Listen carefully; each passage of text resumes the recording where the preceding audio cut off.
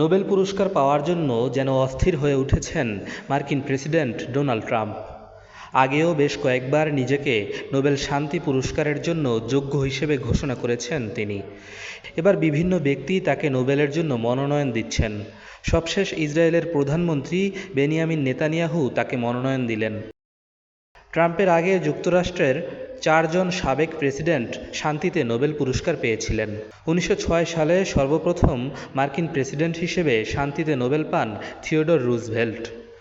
Russia ও জাপানের মধ্যে যুদ্ধ থামাতে বিশেষ অবদানের জন্য তাকে এই পুরস্কার দেওয়া হয়।